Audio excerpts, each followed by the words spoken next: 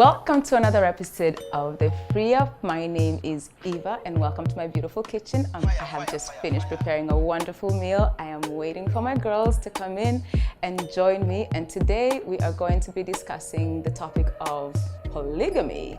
Now I know it's a little controversial, but is it for us? Is it good? Is it still being practiced, or is it a practice that is totally outdated? So stay tuned, don't go anywhere, and we are going to be talking about polygamy. Okay, welcome back to The Free Up. I'm Eva and I'm joined by my beautiful girls, Pumela, Simone, and Anika, and we're going to be talking about polygamy, touching up a little bit on polyandry and polyamory, girls. So I just want to know your take on polygamy. Let's take it there. Me? Yes. Polygamy. For me, I think that, it really is an individual choice. Yeah. Right? Mm-hmm. It's obviously not going to work for everyone. Mm-hmm.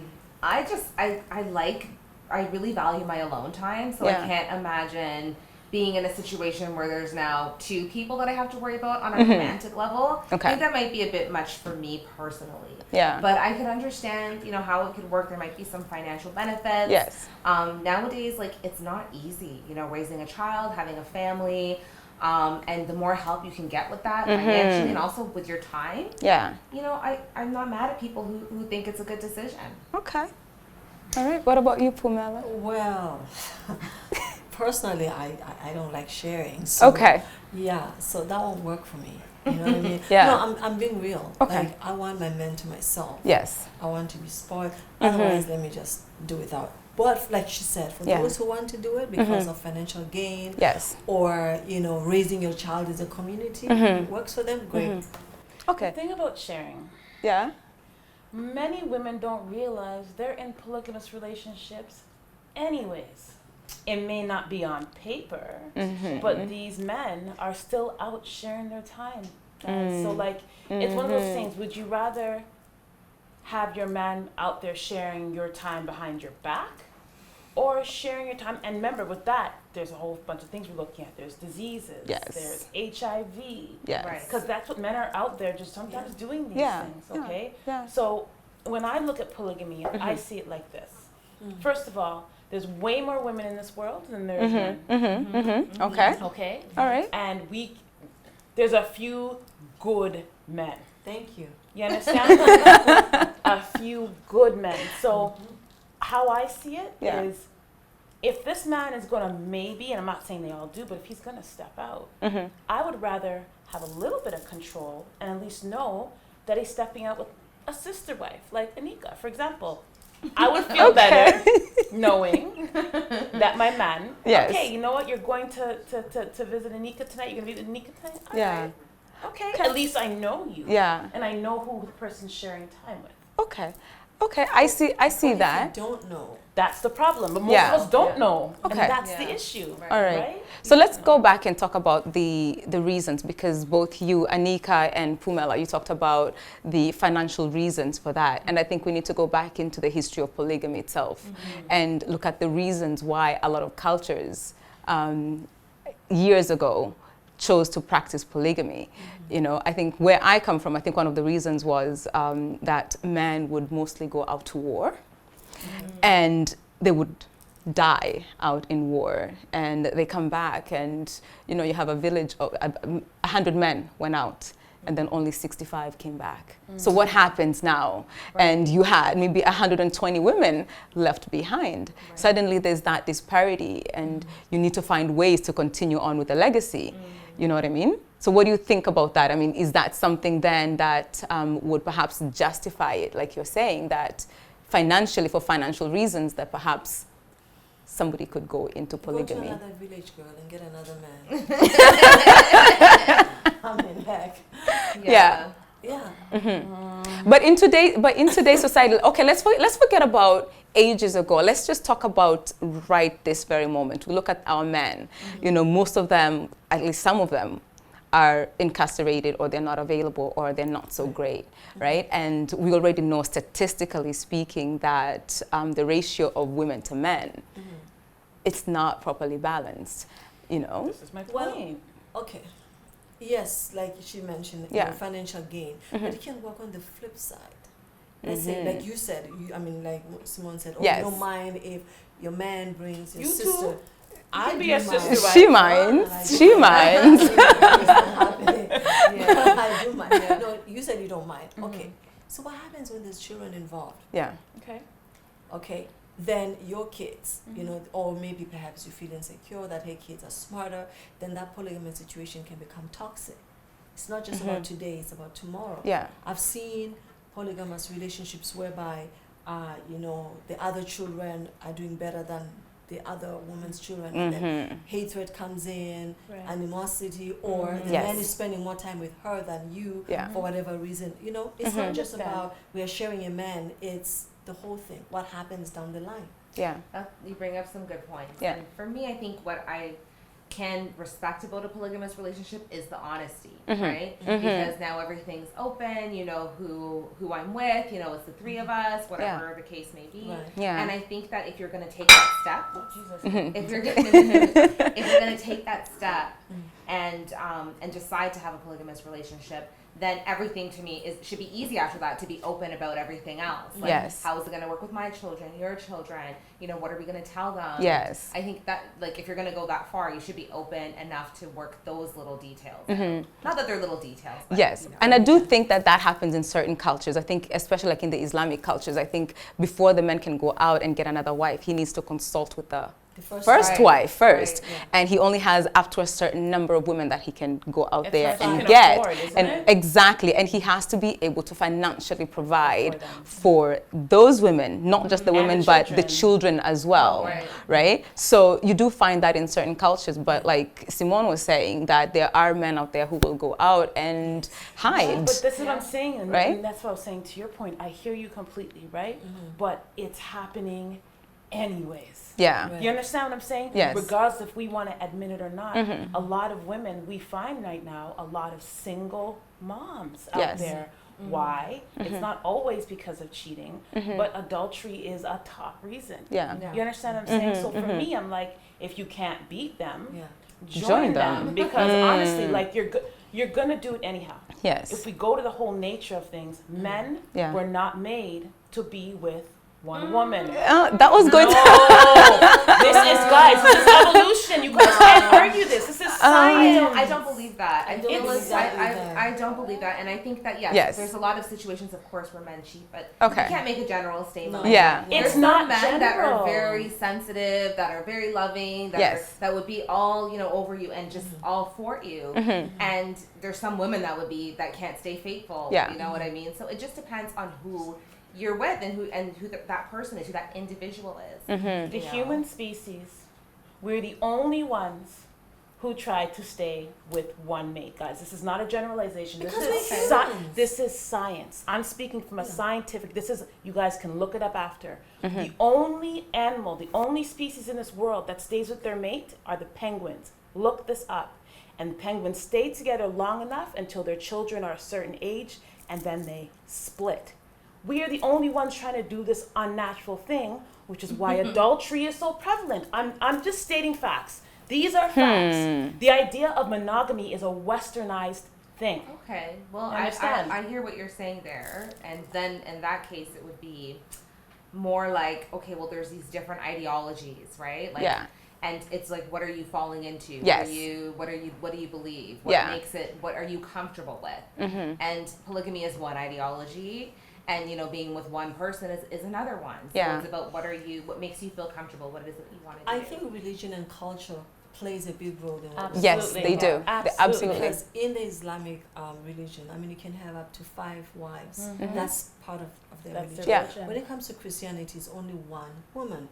So, yes, I mean, some countries, they embrace polygamy, but religion plays a big role. So for some of us who don't agree with it, I think we better stick with Christianity. Christianity is a Western religion. It's not the African religion. That's the first thing. So we're following a Western style, and this is why polygamy was so prevalent back in Africa. This is why it existed there, because Christianity technically is a Western religion, and they introduced monogamy. Monogamy is not natural. But Sorry. you know what? I have to counter that, because I think in certain cultures in North America, we do know of certain cultures in North America that actually practice polygamy. And they are of the Christian sect. Right. They are one of the Christian sects that... You see? Okay, one of the Christian sects that practice polygamy. In fact, there was a show once upon a time, and it was Sister Wives. No, I think it was Big Love. I don't know if you ever watched it. Yeah. And I think the man had 3 wives. So he had the first wife, the main wife, the one who carried the last name, whom he went with everywhere and did all the public appearances with. However, they had houses right next to each other. So back home we called them House A, House B, and House C. Literally, just keep on going down the line, right? But they shared the same backyard. So when the other women would come in with their children, they would go into their respective homes through their doors. The husband will never go through House B or House C, through the first door. But should he want to go to House B, he will use the backyard. So he will go in through House A, the main wife, go in, sit down, they'll have a dinner, they share the backyards, all 3 houses combined, beautiful pool, set up and everything. Then whenever he needed to move from one house to the other, he went from this house but used the back doors, went to the second house and went to the third house. Wow. Right? So I think saying that perhaps it's just it's a Western, monogamy is a Western practice. I don't think that's correct, because there are certain Western cultures that to this day are still practicing polygamy. Majority of Westerners are That's what true. they practice. Yeah. Monogamy. They do practice monogamy. And again, yeah. they think they're in monogamous relationships, but they're not in monogamous relationships. So, but what I'm hearing you say too is what's the difference between an open relationship and a polygamous relationship? Yes. Right? Yeah. So I think that's kind of what we're thinking about is like those two things. Right? But I think we also have to identify polygamy, because I think polygamy, you have to actually have been married. It's marriage. It's actual marriage, and it's legal. So you are indeed considered the second wife, or wife number 4, number 3, and whatnot, and so on and so forth. However, everything else then becomes you're perhaps a mistress, or you're the side chick, or you're just another house right there, right? Right. But in some religions, when you're talking about polygamy, the first wife is the one that will go and look for the second wife. wife. Yeah, like the man will say, look, I need another wife. Yes. So can I have your permission? So it's like a joint decision. Yeah. Then she will go now, like you said, you go find Anika for Anika, your husband. first, Yeah. Yeah. Sister wives right here. We'll just make sure he's rich. Yeah. So that he can support both of you, Yeah, but right? sometimes what happens is that the sister will bring in her own biological sister Yeah. to makes marry. sense. You understand? And goes on. Yeah. That makes sense. But that goes back Yes. into the socio-economic reasons for doing that. That makes Because now if you go back to those cultures, you will find that they were mostly farmers, and they had massive pieces of land that they needed cultivated.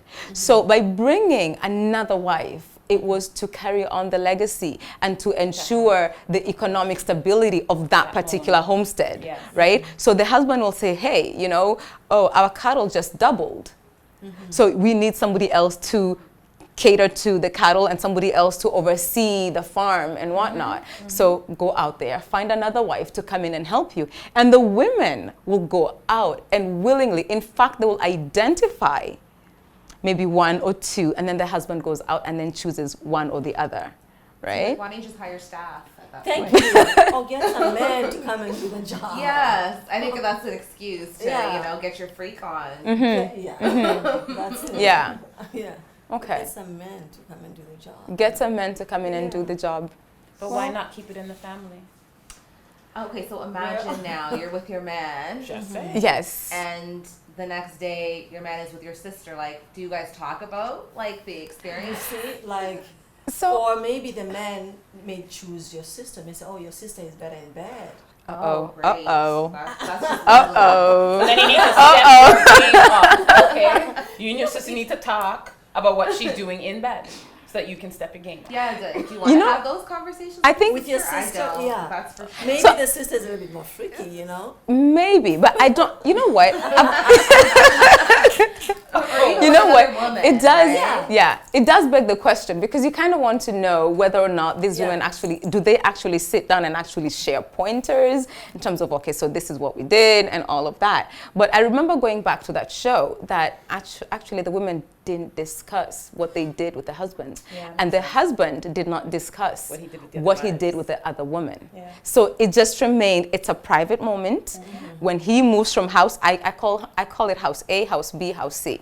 So when he moves from house A, being the main house, and he moves into house B, it's all private. Whatever takes place in there, it's private. Whether they do anything or they don't, it remains in there. Whatever happens in house B remains in house B.